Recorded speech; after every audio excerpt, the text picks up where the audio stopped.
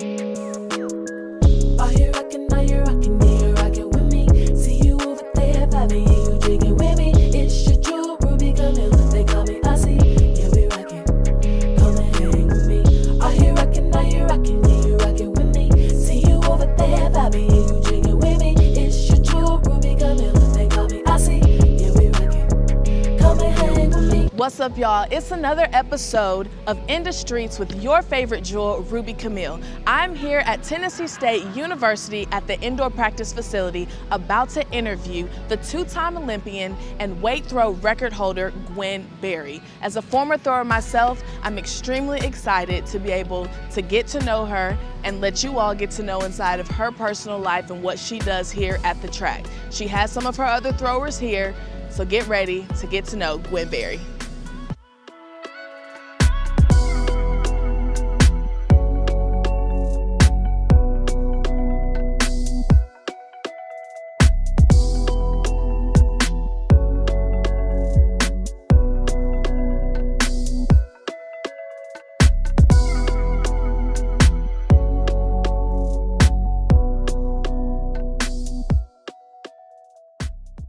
I have here with me two-time Olympian and weight throw record holder Gwen Berry. Thank you for being on my show. Thank you for having me. Thanks for coming. So my first question to you is, how did you get started in track and field? Because I have seen an interview where you were a jumper at first. So what got you into throwing? So basically, I was recruited as a jumper, but a throws coach was like nagging me. And he was just like, I coached a girl that looked like you before, that was as powerful as you. He was like, you should try it, because I was a big jumper and I could not lose the weight because I'm just big like this. So he was just like, you should throw. And I was like, no, man, no. So he actually called my high school coach. Okay. And my high school coach sat me down and we had a conversation. And he was just like, you should try it. They think you will be world class. Just give it a try. So I tried it and I got good. I mean, I was even watching you walk over there. I told my dad, I said, she's built like a jumper. Like, she's just so explosive. Yes, I was a jumper by nature, yeah. So how did that transition go for you, jumping to throwing? It was kind of hard, only because I'm still considered a small thrower. Yeah. So I used to have to do like jumping practices and then have throwing practices. So I would literally practice like 3 times a day. Okay. So I would do like workouts like, 10 200s, and I would have an hour to like eat and rest, and then I would have to do a whole throwing workout. So it was pretty hard, but I learned a lot from it. And I mean, you've adjusted well. I mean, look at all the things that you've accomplished. For sure. So we'll have some more questions with Gwen Berry coming soon. How does it make you time faster? Because you're not going like this. You got to use your legs. Open up, you got to use your legs. So when your leg leads, everything is faster. When your chest leads, everything is slow. It's a trick. It's a little trick. I have here Forrest. He's a sophomore, and he's a thrower as well, being coached by Gwen Berry. And he told me his favorite event is the weight throw, which was mine, so we're friends, okay? So tell me what it's like being coached by a two-time Olympian. It's really fun. She pushes us more than any coach I've ever had. She's teaching me things that I've never learned before, so it's an experience for real. I learn something new every day. I feel like I'm getting better every day, so I'm glad to have her as my coach. How have you grown just being with her?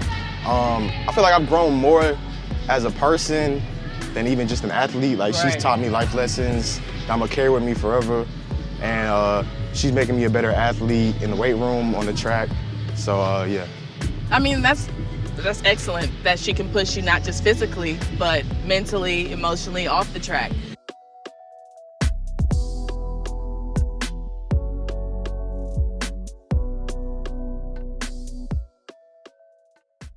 Take us through a day when you're getting ready to compete. Okay, so for me, usually when I'm competing or when I'm about to compete, I have a lot of high energy, right? Okay. I'm just naturally energized. So in order for me to calm down, I do what most girls do. I do my makeup. Like, that helps, like, it just calms me down. You feel good, you look good, you throw far. Yeah. So I do my makeup. I make sure I eat a lot of fruit. a lot of proteins with fish, beans, a salad. And then when I'm bussed off to the track, I make sure I listen to some calming music. A lot of people like to listen to hype music, but because I'm naturally hype, I like to just make sure I'm synergized. Okay. While I'm listening to soft music, I watch videos of myself throwing, just to know mentally what I need to do to execute. And then when I get to the track, it's strictly business. I'm warming up, I do a pound with my coach, and then that's it, because I know what I need to do. So when I was doing track, my coach used to say, don't talk to the other athletes. Do you socialize with when you're competing? While I'm in competition, no. Okay. Like, everybody trying to get to the goal, so I don't talk to nobody. I think about myself. But like when I'm warming up, I might see somebody that I do compete against that might be my friend. So I'll talk to them, say, hey girl, how you doing? How you feeling? Okay, but it's business. This is right. Yeah, but after the meet, it's always fun and games. Everybody likes to hang out and have a good time. But during competition, nope. Strictly You my business. competitor. Right. I'm trying to beat you. Right. So with the song, you're listening to calming music. What's an artist that you listen to? I'm a Summer Walker fan. Okay. But I listen to a lot. So Chrisette Michelle. I might go old school, little Brian McKnight, little Tony, something like that. But Throwing it back. yeah. I listen to all types of music. Okay. I pulled another athlete away. We have here Malia. She is a junior, and her specialty is shot put. Definitely wasn't mine, but we still cool. So how's it being coached by a two-time Olympian? It's amazing. She's very inspirational, very motivational. She's very hardworking. She's dedicated to making us better. So I really love that about her. Yeah. How's your relationship with her outside of track? Outside of track, she's like my second mom, to be honest. I really love her so much. Like, she does the most for us outside of track. Look, how has she inspired you? Really, like, she's pushed me, like, she's put me in uncomfortable moments, and so it's pushed me to work harder and make me want to do stuff for myself, like really believing in myself. She believed in me more than I believed in myself, and that kind of just showed me, like, oh, I can do this. I'm really a good athlete, and she's pushing me to be a good athlete that I really am. So.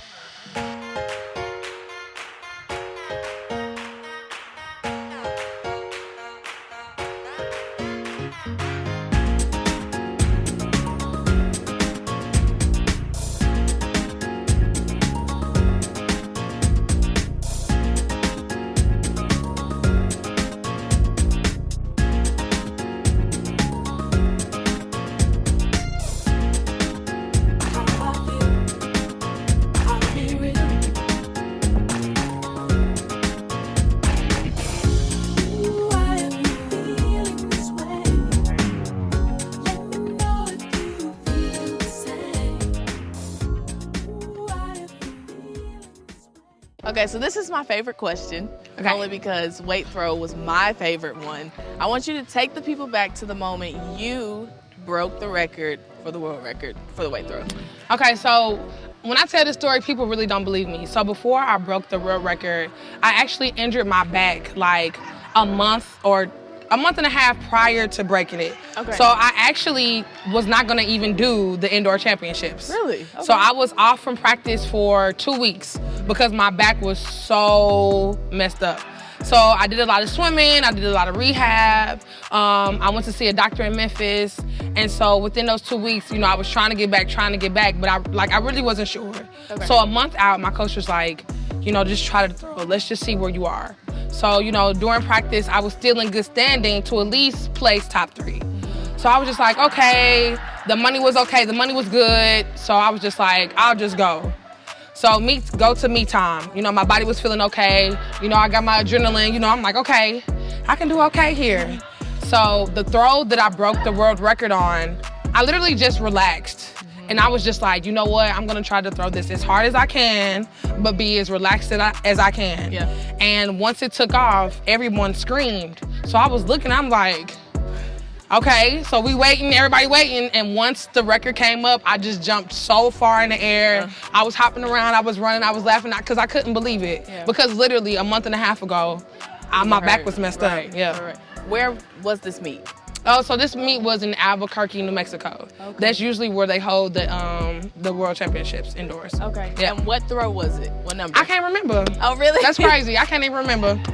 I want to say it was my last one, but I don't know. Maybe I can't that's why you remember. gave it all, because it's the last one. Probably so. Last one. I don't know.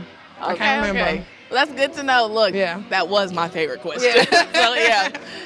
At the Pan American Games in 2019, Gwen Berry stood up for what she believed in regards to racial injustice. For me, I was truly inspired, and I know there were a lot of people inspired as well, but I know that you got a little bit of backlash for that as well. How did you move forward after you made that decision for yourself? After I made that decision for myself, it was a little tough to move forward only because I had lost about 80% of my income. One of my biggest sponsors, Nike, dropped me, and another huge sponsors of mine, the United States Track and Field Foundation, they dropped me as well. So it was kind of hard for me to feel like what I did was right, and not only that, it was right for the sport or for the athletes that I know feel like me in the sport. So I still had to compete at World Championships after that. So it was extremely hard because no one wanted to talk to me. Everybody was they didn't know what to do or what to say to me. Yeah. So I was definitely an outsider, outcast. I was definitely alone. But I knew I had did something right. So just me being surrounded by family, friends, and loved ones, mentors like Dr. John Carlos, who also made his statement at the Mexico Games back in the day. Just talking to him and understanding that it takes time for people to realize what change is necessary. Yeah. So just staying grounded in that helped me to move forward and stay in the sport.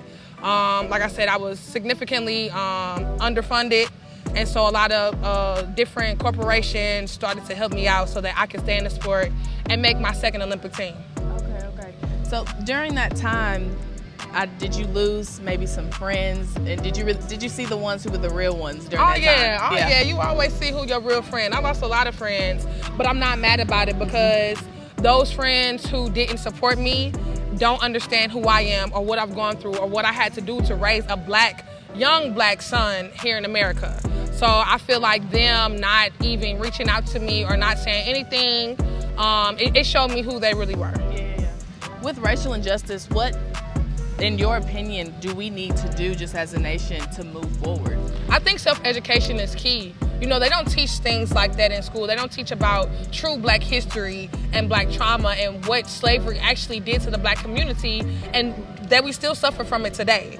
So I feel like self-education is key and just being allies. Yeah. I feel like our Mexican or our white, counterparts or associates, they need to understand that all we need is support. Right. We don't need them to stand in front in the fire. We just asking you, when we do speak up for ourselves, just say, yes, she's telling the truth. Yes, I can agree. And I'm here to support what she needs to do to make a change. I'm truly inspired. I know there are so many others out there, so I appreciate you for you. standing up for what you believe in. I appreciate it. I'm extremely happy that you're in Nashville, because I don't even think I would have met you during this, but what brought you to Tennessee State University? So just me transitioning to my career. So Coach Cheese, she did a podcast with me, and she reached out to me and said, hey, we really need help with the throws. We can offer you to get your master's if you help with the throws. And I was just like, I'll take it, because I do need a master's degree in order for what I want to do in the future with philanthropy and just working with communities and maybe being a celebrity liaison to help communities even more. So yeah, that's what brought me here. How's it been with your athletes? I love my athletes, man. I get on their nerves, I know I do. They get on my nerves sometimes, but they're really good kids. I'm learning a lot from them. I'm learning a lot about myself from coaching them, and I hope that I'm helping them as much as I can and leaving them with little gems, because I won't be here that long. Right. Yeah. And from talking to them, you are leaving a huge impact on them. Thank you. And the relationship looks like y'all is goofy. I mean, y'all are goofy together. Yeah. So what can the people look forward just to you in the future? Just look forward to me bringing real change to the communities that need it. You hear all the time, all these $1 million and $1 billion corporations putting millions and billions into our black communities, but we aren't seeing enough. Right. I believe that we aren't seeing enough. So that's where I'm coming in. I want to hold these corporations accountable. I want to let them know what their money is being used for, where the money is going, and I want to see real positive change from their donations or what have you, because I feel like the money is just disappearing. Right. And I'm tired of it. Hey, stand for what you believe in. Yeah. When can we see you compete? So I don't open up until April. I might do a couple of local meets here in Tennessee because there are a lot of universities here, but I might be traveling too. It just depends on what my kids got going on as well. Okay. I'll definitely be there in the building to support you. Thank you. Yeah, but I do want to thank Gwen Berry for being on In the Streets with the Jewel Ruby Camille. Thank you so much. Thank you. You did an awesome job. Appreciate it. But look, you've got to know who she is, so I appreciate her. And stay tuned for the next episode with In the Streets. Are you rockin', yeah, you rockin' with